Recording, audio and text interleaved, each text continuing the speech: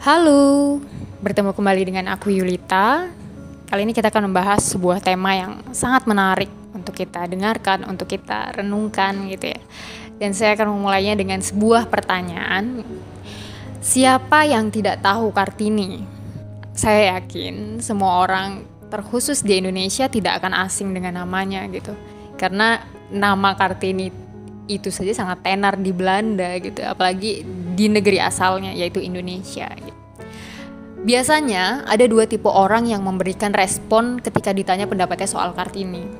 Yang pertama adalah orang yang biasa saja, karena memang gak ada yang spesial dari Kartini itu gitu. Selain kebaya, konde, lomba masak, bahwa Kartini itu menolak poligami. Kartini itu tokoh perjuangan, tapi nggak tahu apa yang diperjuangin, nggak tahu bagaimana dia berjuang gitu. Itu kan yang masif menjadi wacana di Indonesia, sehingga sosok Kartini terasa biasa saja gitu. Yang kedua adalah tipe orang yang merasa bangga, excited, karena melihat Kartini bukan hanya by dia seorang perempuan, tetapi salah satu dari tokoh revolusioner di Indonesia yang memberikan dampak perubahan yang signifikan terhadap keadaan sosial budaya di negeri ini menjadi lebih baik gitu. Sebenarnya ada banyak sekali tokoh revolusioner di Indonesia, tapi kelebihan Kartini adalah dia pergi atau dia mati meninggalkan sebuah karya berupa tulisan, surat-suratnya gitu. Sehingga dia abadi gitu. Seperti kata Pramudia Anantatur, orang boleh setinggi atau sehebat apapun, tapi selama dia mati dan tidak meninggalkan sebuah karya, maka dia akan hilang ditelan masa. Dan Kartini menjadi antitesis dari kehilangan ditelan masa itu. Podcast kali ini kita akan membahas seputar sosok Kartini. Dan ini sangat spesial karena bertepatan dengan Hari Kartini, 21 April. Bagiku, merayakan Hari Kartini itu sudah tidak relevan, sudah tidak perlu ketika perayaannya hanya dilakukan secara formal simbolis gitu. Apa yang dimaksud dengan formal simbolis? Ya merayakannya saja, yang penting dirayakan gitu. Masalah bentuknya ya I don't care, saya tidak peduli bagaimana bentuknya, yang penting kita rayakan gitu. Misalnya dengan acara-acara lomba pakai kebaya, lomba masak, membedah atau melakukan seminar atau diskusi, tapi hanya berhenti pada pemikiran Kartini saja, bahwa Kartini itu menuntut kesetaraan gender, bahwa perempuan harus punya kesempatan juga untuk memperoleh pendidikan gitu, bahwa agama itu menolak poligami kalau menurut Kartini ya. Kalau menurut Kartini itu perempuan dan laki-laki itu memiliki relasi yang sama dan lain-lainnya gitu. Berhenti kepada apa yang digagaskan oleh Kartini gitu. Kalau kita berhenti hanya pada gagasan Kartini saja, artinya kita tidak mengalami sebuah kemajuan sudah 100 tahun lebih gitu, tapi kita stagnan saja di pemikiran Kartini saja tanpa melakukan sebuah improvisasi, maka kita bisa dikatakan mengalami kemunduran gitu. Kita boleh membahas sejarah Kartini, tapi bukan sebagai barang antik yang bentuknya dipertahankan begitu-begitu saja. Tetapi kita juga harus berinovasi, mengkontekstualkan pemikiran Kartini di hari ini gitu. Bagiku yang harus kita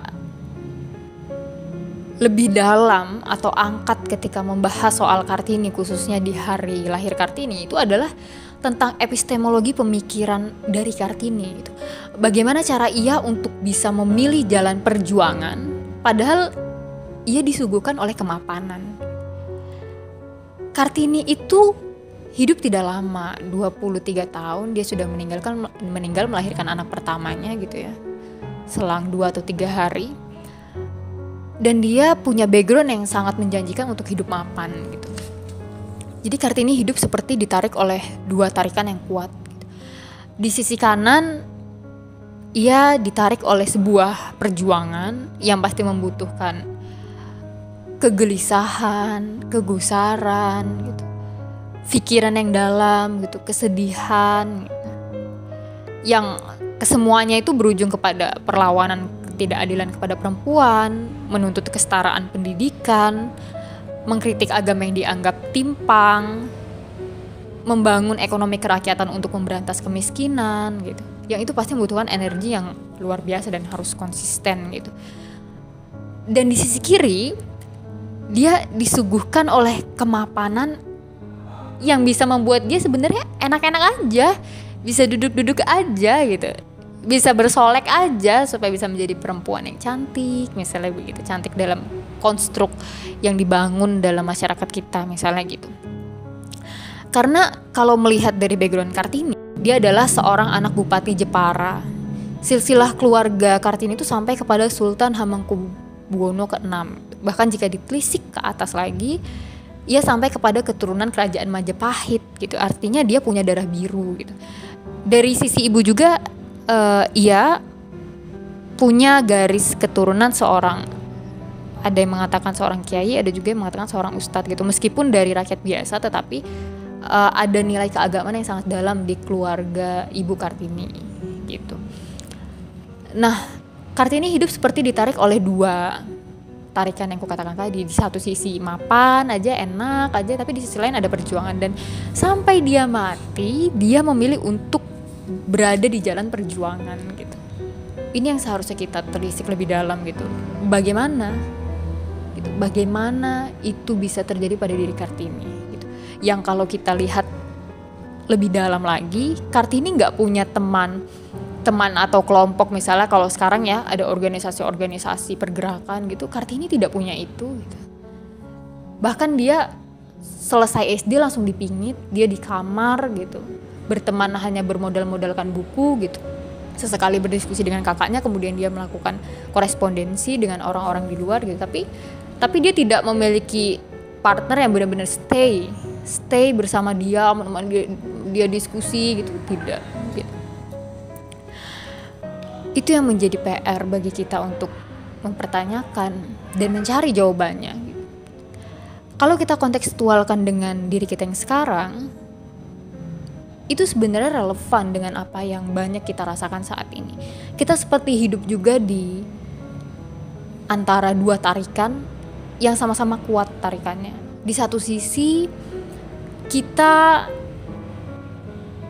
ditawarkan oleh kebahagiaan dari misalnya udah scrollan TikTok aja, scrollan IG aja, nongkrong sama teman-teman, ketawa-tawa sama teman-teman, atau kuliah ya udah sekolah aja, kemudian dapat ijazah, kemudian kerja, ya udah yang penting cukup untuk makan, atau yang penting keluarga aku udah aman, yang penting aku udah aman dan tercukupi, ya udah sampai situ saja gitu. Aku sudah merasa nyaman. Di satu sisi ada tarikan itu, tapi di sisi lain ada sebuah tarikan di mana ternyata ada problem dalam lingkup kita gitu. Ada problem misalnya pada ketimpangan kemiskinan yang terjadi di Indonesia gitu. Ada loh orang yang kaya banget, tapi ada juga yang bener-bener nggak ada pekerjaan sama sekali, untuk makan aja susah gitu. Itu masih banyak loh gitu. Dan ternyata ada problem loh dalam dunia pendidikan kita secara kualitatif gitu. Buktinya banyak orang yang lulus sarjana gitu, tapi ketika sudah lulus nggak tahu mau jadi apa gitu. Ini artinya sebuah kecelakaan dalam pendidikan kita, pendidikan formal kita gitu. Karena banyak para sarjana yang mengalami kebingungan akan dirinya sendiri ketika sudah lulus misalnya begitu ya. Selanjutnya adalah misalnya masalah masih banyak terjadi pelecehan atau kekerasan seksual terhadap perempuan. Itu juga menjadi sebuah masalah dan makin tahun makin meningkat misalnya begitu. Juga kurangnya kesadaran ekologis pada masyarakat kita sehingga menimbulkan kerusakan alam gitu. Alam kita semakin rusak, terjadinya perubahan iklim atau climate change yang ini dapat memberikan dampak yang serius bagi kehidupan umat manusia gitu. Ada banyak sekali permasalahan hal seperti itu, dan yang menjadi kontekstualisasi dengan Kartini atau benang merahnya adalah bagaimana kemudian saya bisa seperti Kartini untuk ikut berpartisipasi dalam sebuah perjuangan untuk menyelesaikan masalah yang ada di negeri ini gitu. Bagaimana caranya saya bisa mendapatkan kesadaran itu? Itu yang seharusnya menjadi pertanyaan bagi kita semua gitu. Dan perjuangan di sini tidak harus misalnya kita seperti Kartini ya, melakukan pelobian atau diplomasi, melakukan sebuah pendobrakan yang nyata dalam dunia pendidikan, misalnya gitu, dia mendirikan sekolah dan lain-lain. Tidak harus seperti itu. Kita bisa berjuang menurut apa yang menjadi peran kita pada saat ini gitu. Misalnya seorang pengusaha ya yang omsetnya ratusan juta, apakah dia kemudian harus berjuang seperti Kartini? Oke, berarti saya harus melakukan pelobian, saya kemudian mendirikan sekolah dan lain-lainnya. Seringkali kan ia tidak memiliki ilmu akan hal itu, maka karena yang ia miliki adalah uang, ya sudah, uang itu yang kemudian ia gunakan untuk mengurangi tingkat kemiskinan misalnya di masyarakat ini, atau kualitas pendidikan yang rendah di masyarakat ini. Maka dia mendirikan sebuah pelatihan atau mendirikan sebuah lembaga yang bisa memberikan beasiswa kepada anak-anak yang tidak mampu, dan itu dikelola oleh teman-teman yang memang punya kemampuan dalam dunia pemikiran, misalnya begitu. Atau seorang yang concern dalam dunia pendidikan dan dia ingin menjadi seorang guru, maka jadilah seorang guru yang membawa nilai-nilai kebebasan dan juga nilai-nilai kemanusiaan dalam setiap bertemu dengan murid-muridnya gitu. Atau memang kamu mau terjun dalam dunia politik, maka hadirkanlah produk-produk hukum yang sangat pro dengan masyarakat. Kira-kira begitu. Oke, mungkin podcast kita sampai di sini dulu. Next time kita sambung lagi, atau kita bisa diskusi secara langsung. Kita bisa bertukar email, kita bisa bertukar WhatsApp, kita bisa bertukar IG untuk berdiskusi. Kalau dulu diskusinya Kartini itu pakai surat, kita bisa sekarang lewat sosial media gitu, jauh lebih mudah gitu. Dan bahkan kita bisa berdiskusi secara langsung gitu. Salam semangat teman-teman semua, dan terus belajar.